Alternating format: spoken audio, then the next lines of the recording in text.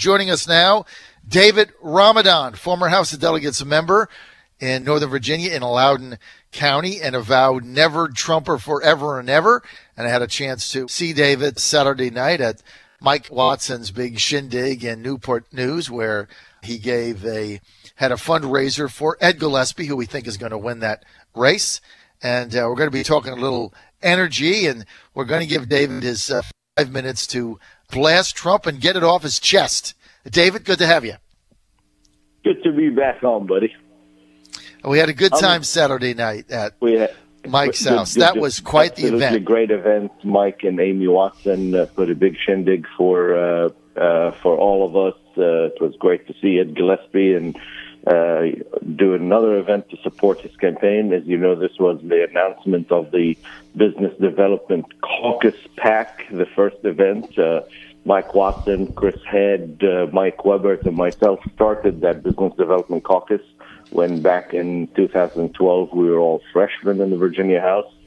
Spent 4 years going on the road, talking to businesses, met with 500 businesses, put in about 40 pieces of legislation, as much as we can during the McDonnell administration that became law. And unfortunately, in the last 4 years, every piece of common sense business legislation that the caucus put together, McAuliffe had vetoed. So we're looking forward to having Ed Gillespie in there. Even though Watson and I are outside the legislature, we remain involved to work on business issues. And we look forward to bringing back a common sense business approach to the Commonwealth. But before talking about everything else, John, today is September 11th. And right. This is a day that will always be marked in history as a major tragedy for America. A day that none of us will forget. Today we will never forget. In the future we will never forget. And I think the moment of silence is about to come up soon. I just want to bring that up as the beginning of our conversation of the world learned after September 11 what America is all about. The world learned that America is great. The world learned that you don't screw with America. And the world learned that we will always be the beacon of freedom for the entire universe. And that's the America I am graded to, and that's the America that I will always love and cherish. David Ramadan, on September 11th, do you remember specifically where you were when the second tower came down? Every moment of it. I was sitting in my rough basement at the time. I had just started in 2011, my new company, working on one laptop and one TV hanging from the bare walls, because the basement wasn't finished, and that was the base of my company, and followed every moment of it, and sat there in shock and awe and cried. I mean, those images are just absolutely devastating. A bunch of 19 cowards, 19 ungodly people, 19 terrorists that thought they can take America down. And what they didn't know, because they burned and they went straight to hell, is that no, they didn't take America down, and that organized it was hiding in Pakistan, and we got them several years later, and we will get every terrorist that tries to take America down. Yes, it was certainly a horrible day. All of us, many of us, remember, where we were that day, that moment, and glad you brought it up. We had talked about that a little bit earlier. We got a couple things to go over today. I want to get to some of the energy issues we're working on in Virginia, but before I get to that, we always fight about Trump. And when we were at Mike's house, Mike Watson's house Saturday night, we were having another very lively discussion, the two of us, but in a friendly way. Trump just made a deal for 90 days. I know we were arguing Saturday night. You thought it was horrible. I think it's great. I'm going to give you a couple of minutes here. Why did you think that deal was so bad? Well, let me use his own words. The beauty about Trump is that there is a tweet for everything in Trump's Twitter. When Republicans several years ago made a 4-month deal on the debt, he went on Twitter and he blasted them. And he said it was a horrible deal, and they cannot make deals, and they need to learn the art of the deal. And he went after them right and left for a 4-month deal. So here comes Trump, and he makes a 3-month deal with a love fest with Schumer and Pelosi. Look, I told you why I got issues with Trump. I've always had issues with Trump. I've never known him from Adam. I don't care. Successful businessman, good for him. My issues with Trump is what Trump stands for, which, as you know, my opinion is nothing. You know, a lifelong Democrat that does not stand to the ideals of conservatism that I belong to. Here's somebody who loves more money. Here's somebody who loves more spending. Here's somebody who keeps talking about draining the swamp, but yet brings every millionaire from every hedge fund in the world, puts them in his cabinet. Here's somebody who promised a wall paid by Mexico. Now he wants you and me to spend the money on the wall. Here's somebody who made a deal for 3 months without getting anything in exchange for it. I think Democrats would not have voted for fund relief for the hurricanes. Of course they would have voted for it. That was a bad deal. That's absolutely a bad deal. So to me, you know what Republicans are? Republicans are people like Barbara Comstock. Republicans are people that never voted for a tax increase in their life. Somebody who outperformed your buddy Trump. Now your icon is Barbara Comstock. Somebody who has an A rating from Right to Life. A rating I knew you were good. NRA that stands for basic principles. Somebody who votes for her district, who goes to every corner of the district, to every synagogue, every church, every mosque, every Jewish temple. This is who Republicans are. Republicans are people that stand up to Clinton and Pelosi, not love fest with Pelosi.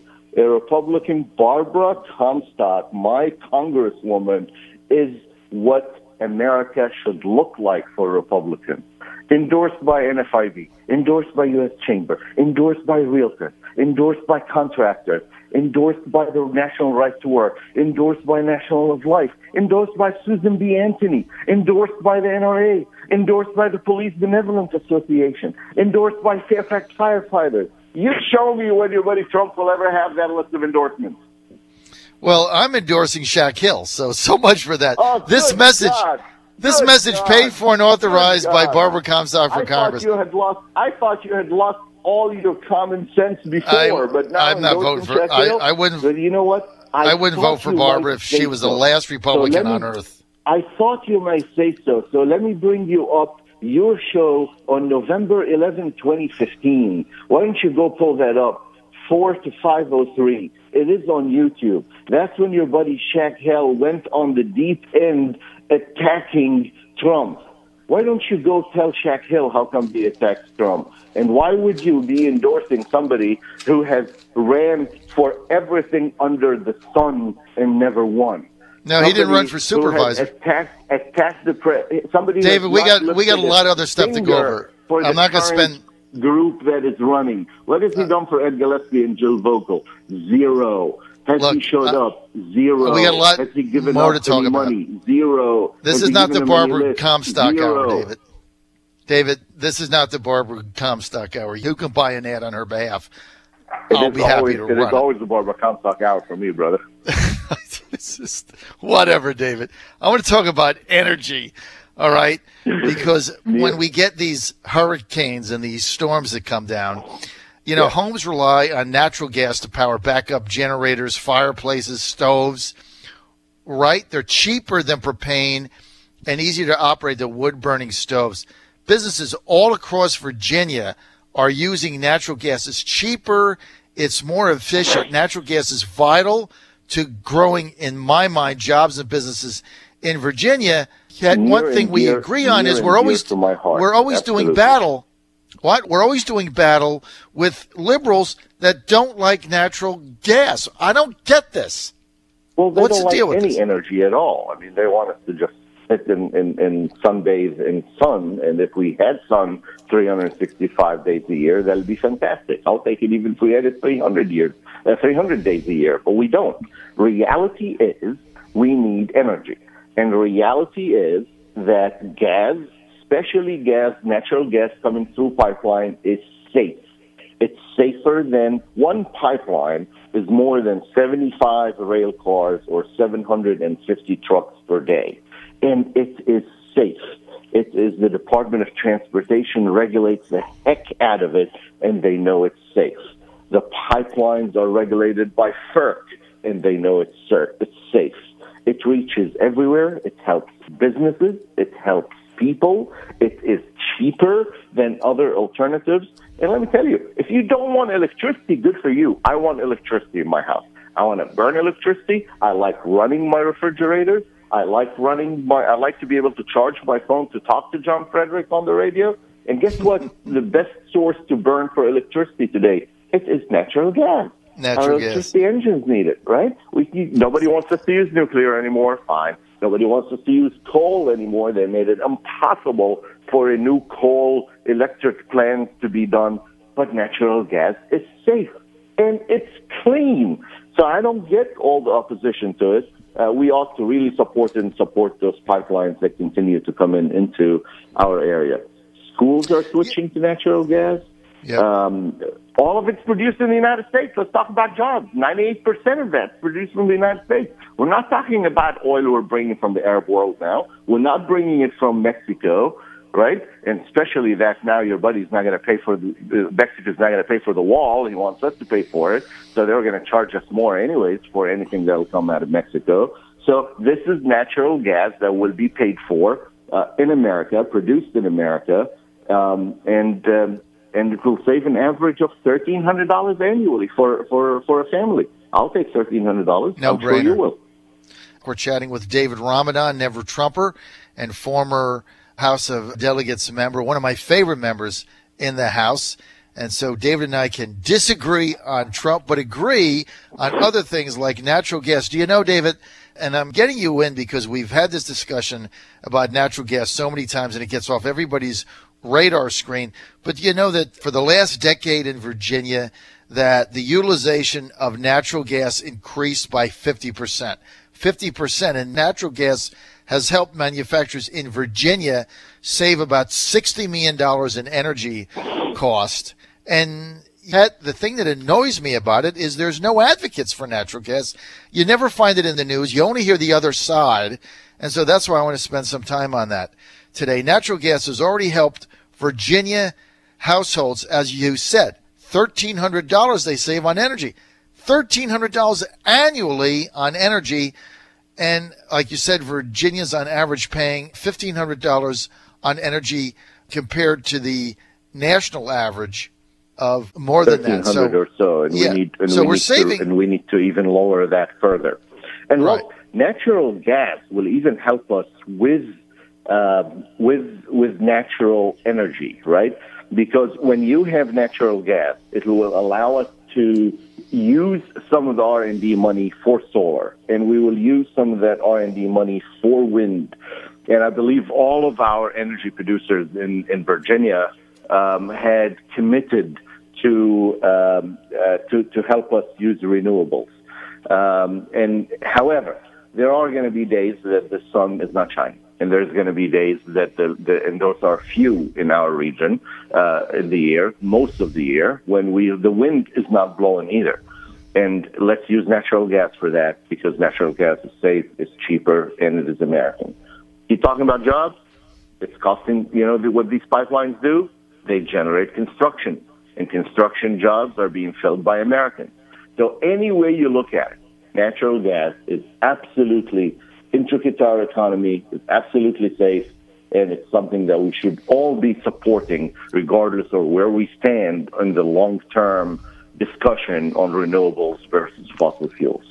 How do we get Virginians to understand the power of natural gas in the state, how much it's meant for jobs, for energy savings, for growth? How do we get the word out? Because again, David, why I had you on today, and I know you like to come on and bash Trump, and that's fine. So I'll give the Never Trumpers equal time. But what frustrates me is those pro-energy people like us that see natural gas as the answer to jobs in Virginia. Our message gets drowned out by the minority few on the other side that says it's bad, fracking is bad, it's all bad. How do we get our message out?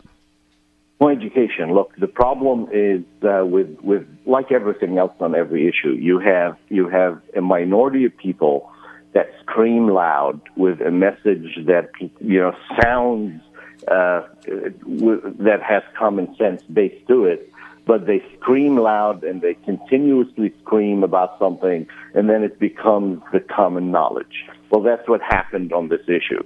A minority of people that didn't have all the information kept screaming, fracking is bad, and then everybody started to believe it. When the reality of the matter is fracking is not bad, when the reality of the matter is natural gas is safe, when the reality of the matter is natural gas will save everybody money and create jobs and help schools with lower budgets and help the economy.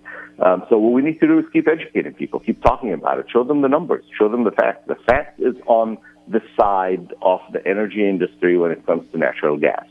And that's one of those, look, the numbers has not always been on the side of the energy industry.